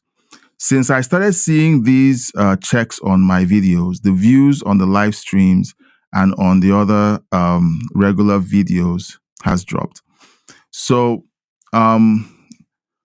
so this is me talking to my super fans. I always like to leave the best conversations like this last, okay? Because people duck in and out. But during this period, I have this conversation with you guys just to say, look, the channel is, in my opinion, it's in a good place where we know what we talk about and how we talk about it. How we talk about it is the tone and the spirit in which we have these conversations. I did say mid live stream that I've found a way to kind of calm down the conversation, even though I'm feeling very worked up about the stories that we're covering. I've found a way to calm down because I need to be doing this for a long time, and if I become like Andrew Breitbart, who essentially screamed himself into an early grave, I don't want to be like him. I want to be calm, collected. I want to have conversations about these things that I'm really passionate about, but do it in a calm demeanor and figure out a way to look at the insanity happening around the world and in the United States as if I'm watching professional wrestling. Everything is staged. Okay, everything is staged. People have been saying that the world is coming to an end for thousands of years, and the world is still here. So we're going to learn how to calm down, take a good look at the world, and figure out how to have decent conversation, about it. Oops, sorry. I just wanted to bring up Patricia's comment. I use meditation to help calm my emotions and clear my mind. Yeah, I think about what I do is I think about what the Bible says. Okay, I think about what the Bible says about how God is in control of everything. I think about how in the past things have been said to be horrible and that things were never going to get better. And then I've seen how the grace of God has come in and helped me through those times.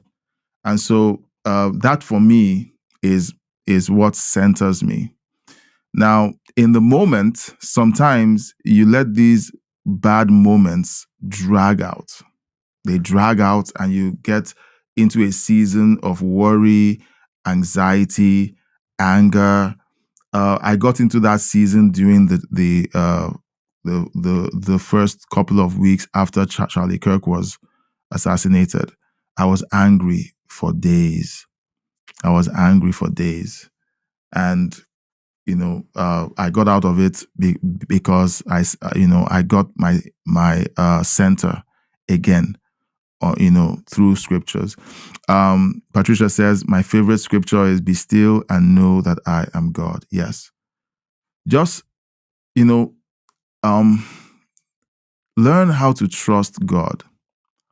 Okay. Learn how to trust God. If God says, this is what's going to happen, we need to learn how to trust him.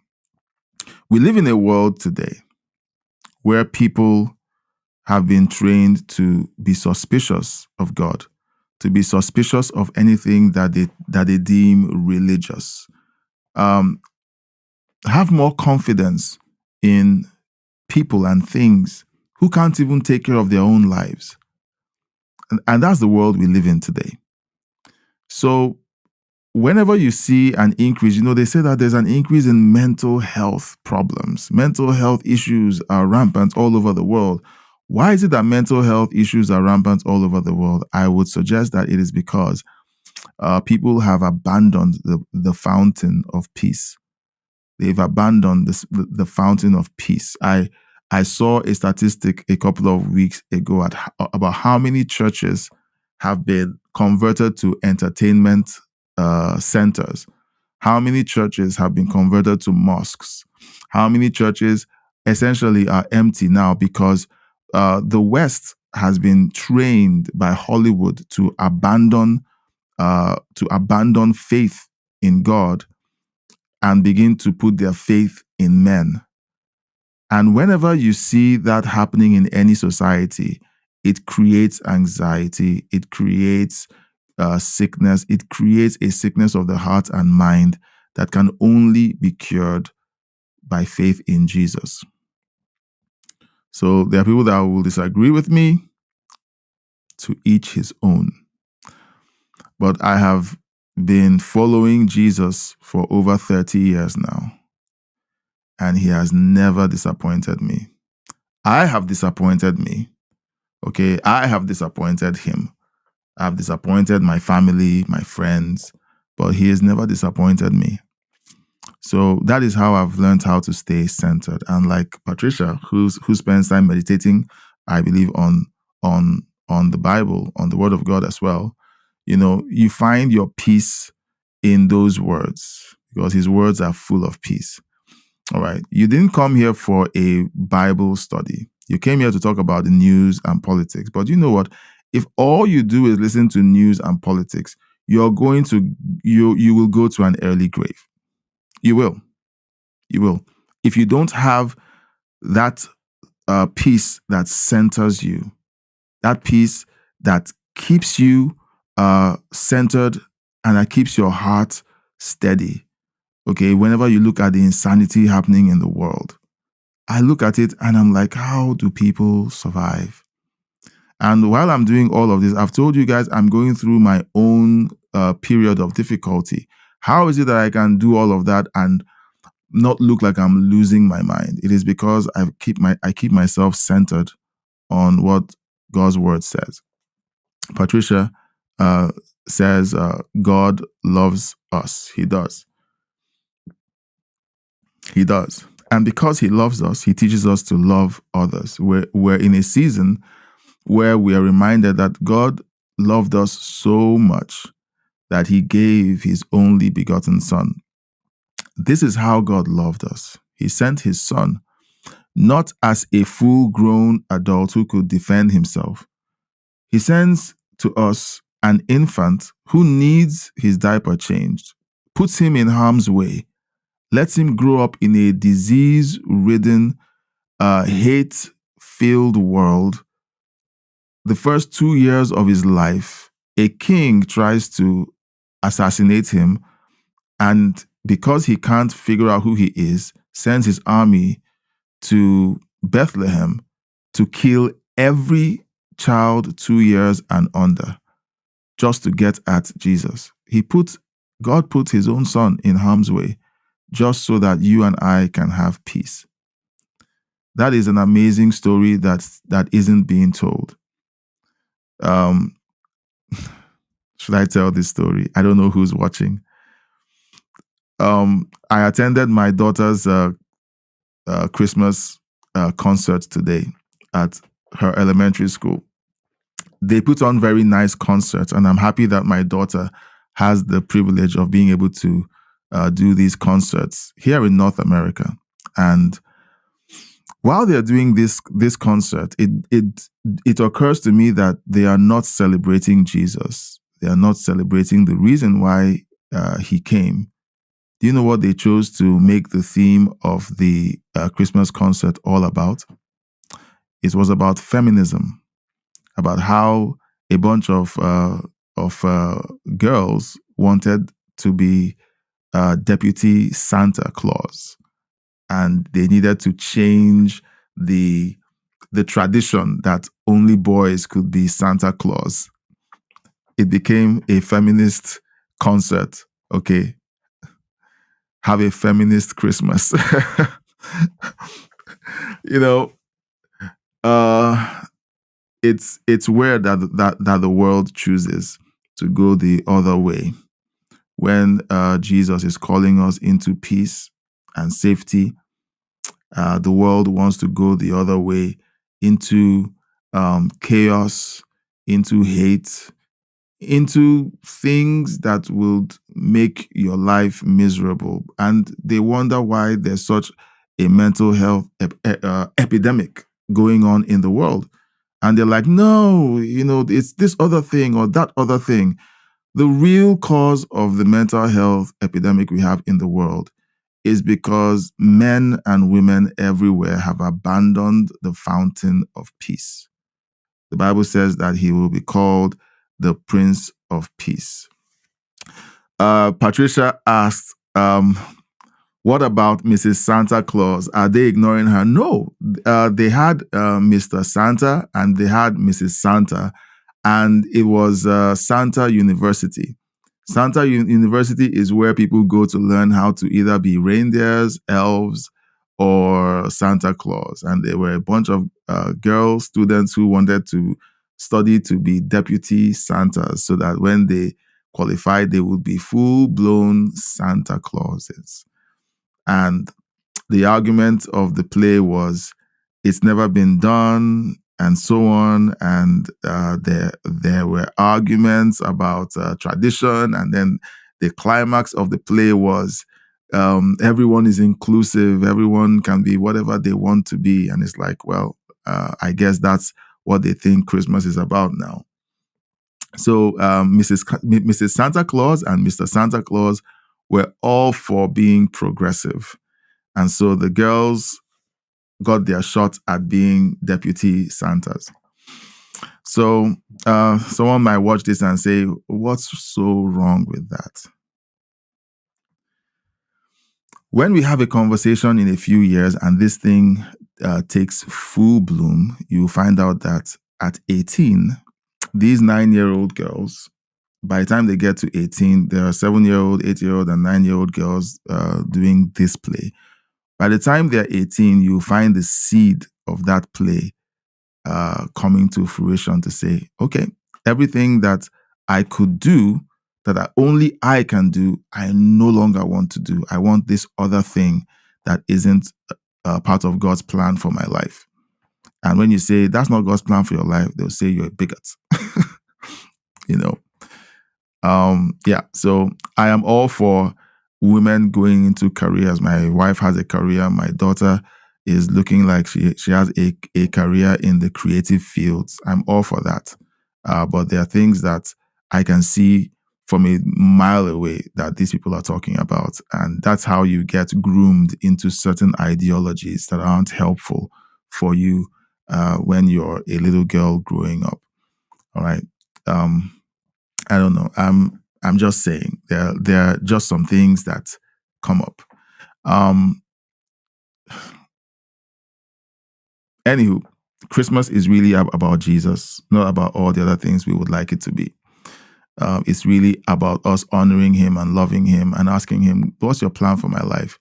And if his plan for our life is one thing, we submit to it and then we go for it. So I don't know. There's so many things to say, and I hope that I didn't miscommunicate while I was explaining this bit about the play and everything. I hope you understood my heart and what I meant by what I said. Yeah, this bit of the live stream, my favorite bit of the live stream, where I simply talk to you guys and just share stuff with you. I don't know. Sometimes it goes sideways. Sometimes it goes sideways. You know, Patricia says, I agree with you. And history is never wrong, including the history in the Bible. Yeah. Yeah. Thank you so much for that. We should do our best to honor Jesus, the sacrifice he made coming into this world and becoming like us, and then making the sacrifice for our sins so that we could be adopted into the family of God, so that we would have access to peace, a peace that surpasses understanding. All right. This is the Christmas season. And while I'm busy thinking about how to grow my YouTube channel, the most important thing for me is that hopefully some of you will get to this point of the video and hear this invitation to know Jesus and to accept the peace he gives. Yes, there's a lot of hostility out there about faith, about Jesus, about Christianity. I would also say that there are a lot of lies that have been told about Christianity. Lots of lies. And I'll be honest with you, I would struggle to dissuade you of any of those lies. All I can say is, in the privacy of your heart, ask Jesus the questions that you desire him to answer and let him do the job. If there's anything you don't understand about Christianity, ask him to explain it to you. And you know what? Over the next few days, you're going to get an answer and it will shock you at how personal Jesus can be. So I want to encourage you to find peace in him because he is the Prince of Peace. The Bible says that he will be called Wonderful Counselor, Mighty God, Everlasting Father, and the Prince of Peace. Okay, so I want you to experience that peace, and it will change everything about you, change your life, your family, everything about you. Okay, guys, this has been a live stream. We live streamed early, and like I said, we are seeing a bit of a drop off in views. It could be because of some of the blocks that I've been seeing on the last few live streams. We've seen some of these live streams, go out, and it's almost as if they get blocked. And I'll just say, I need you guys to help out with the sharing of the videos, the liking of the videos. The chatting helps out a whole lot. Whenever you chat, the reason why people keep finding the video is because of your chat. You guys keep sending the chats, and while you're chatting, YouTube sends a signal to other people to say, hey, something is going on over here, and you might like it. So just keep doing what you're doing. I appreciate all of the efforts you make to help the video, to help me. Thank you, Patricia. I mentioned to you and the guys that I was going to be going live earlier, and you went out of your way to come in to be part of the live stream, even though we're outside of our usual time belt. Thank you so much. We're looking at trying to see what time works best for us. But you know what? I really love hanging out with you guys, no matter what time of day it is. So thank you, Patricia, for being here. Collective Consciousness, thank you. Those of you who are lurking and never chat in the comments or in the chat, I appreciate you for being here and for helping us to rack up some views. And then for those of you that I blocked for being nuisances, I hope you would take this as a love tap. It's a love tap to get you to please learn how to behave. Even if I don't agree with something I'm watching on a different channel, I don't go into their chat and tell them how much they suck. Okay, I don't. And in the past, I would leave it because I didn't want to be seen as someone who censored his chat. But I believe that the comments also have a negative impact on everyone else who's watching the live stream. It's like when someone farts in a movie theater, you're ruining the experience for everyone else. You may have chosen to relieve the gas in your gut and you feel better, but everyone else feels worse. So you have to learn how to channel your discomfort. And if you hate the movie so much, why don't you just leave quietly without? And there are a bunch of people who come in and they leave quietly. And you know what? I respect that. I see them come in and they leave, and I'm like, I respect it. But if you come in and before you leave, you want to make sure that everyone knows how much you hate the content that we're talking about, and you take a poop in the middle of the chat, I have decided that I'm going to start taking action. All right. I've been polite for very long, but I think it's time to just, for the sanity of everyone else who comes here to simply have a conversation and to have fun, I will simply be removing your comments from the chat and possibly banning you. Okay. You don't want to be here. Don't come back. Leave. All right. It's really that simple. I just took a few minutes to rant at people who aren't even here, but this is for people who may have seen the chats disappear. And I'm like, oh, so he censors his chat. Yes, now I do. Okay. Patricia, thank you so much. I hope you had a lovely day. I know you're busy, and I'm sure you're preparing for the holidays and there's stuff going on in the house. I do love to see you in the chat. Thank you for joining and coming back. Let's have you vote. Okay, on the group, we have a poll that we're waiting on you to vote on, Patricia. So we're waiting on you to vote on that so that we can have that call that we talked about, and then plan Friday's session. Thank you all so much for being here. I sincerely love you guys, including those who came to poop in the middle of the chat. I love them too, but I have to spank them. I love my kids, but when they misbehave, I give them a good spanking to set them straight, okay? I am all for spanking, and it creates decent, law-abiding citizens. Thank you so much for being a part of this, and I'll see you tomorrow at noon Eastern. Thank you, and God bless. Oh, Patricia says she's crocheting. My daughter crochets. Where is that other thing she did? Hold on, Patricia. Okay, so this is one of the first attempts of my daughter. She crochets stuff and then she gives them to her dad. So she crocheted this, and she's really got. She's getting very good at crocheting. She wanted to give me a glove. She wanted to make gloves for me on my birthday. She's still working on the gloves. I think I might not get those gloves for a while, but she's working hard at getting great at crocheting. All right, have fun crocheting. Crocheting hats. Nice. Want to go? Amazing. Good night. God bless. I will check it. Okay. Thank you so much, Patricia. Love you. Love all of you who are watching, and those of you who are coming in just as we're saying goodbye. I love you too. And I'll see you tomorrow at noon Eastern. Bye-bye.